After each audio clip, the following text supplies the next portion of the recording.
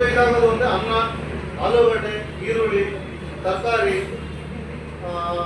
Fruits ಇವೆಲ್ಲ ಏನು ಮಾಡ್ತೀವಿ ನಾವು. ಕರ್ಡ್ ಮಿಕ್ಸ್ ಮಾಡಲ್ಲ. ಕರ್ಡ್ ಏನು ಮಾಡುತ್ತೆ, ಡೈಜೆಷನ್ ಹಾಳು ಮಾಡುತ್ತೆ. ಆ ಥರ ಎಲ್ಲ ಕಸನೂ ಬಂದಿದೆ, ನೀವು ನೋಡ್ಬೋದು ಇಲ್ಲಿ. ಸೊ ಇದಕ್ಕೆ ಏನು ಮಾಡ್ತೀವಿ, ಪ್ರಪೋಸಲ್ 1:1 ಅಂದರೆ 1 kg ಕಸಕ್ಕೆ.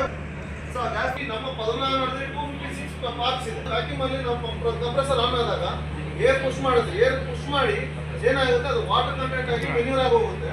ಗ್ಯಾಸ್ ಫಾರ್ಮೇಷನ್ ಮೇನ್ ಡೈಸಲ್ಲಿ ಕೂತ್ಕೊಳ್ಳೋದು. ಆ ಮೇನ್ ಡೈಸಲ್ಲಿ ಗ್ಯಾಸ್ ಏನು ಮಾಡ್ತೀವಿ, ಬೆಳಗಿನ ಸಾಯಂಕಾಲ ಇದಾಗಿರುತ್ತೋ ಅದನ್ನು ನಾವು ಸ್ಟೋರ್ ಮಾಡಿ ರಾತ್ರಿ ಹೊತ್ತು ಗ್ಯಾಸ್ ಬೆಲೂನ್ ಬಿಡ್ತೀವಿ. 2 ಬೆಲೂನ್ ಇದೆ. ಆ 2 ಬೆಲೂನಲ್ಲಿ ನಾವು ಫಿಲ್ ಮಾಡಿ ನೆಕ್ಸ್ಟ್ ಡೇ ಈವ್ನಿಂಗ್ ಏನು ಬೇಕಾಗುತ್ತೋ ಆ ಗ್ಯಾಸ್ನ ನಾವು ಇದು ಮಾಡೋಕ್ಕಾಗುತ್ತೆ.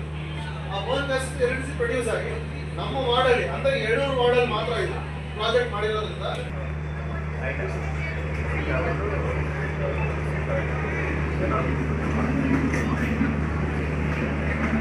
ಇದನ್ನು ನೋಡಿ ನೀವು ನೋಡ್ಬೋದು.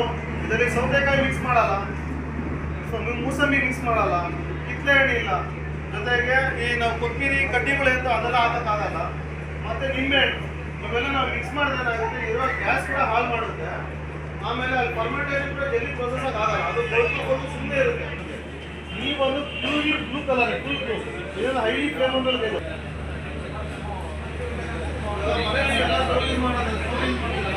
ಈ ಸೆಂಟರ್ ಕೂಡ ನಿಮಗೆ ಗ್ಯಾಸ್ ಆ ಥರ ಇದೆ.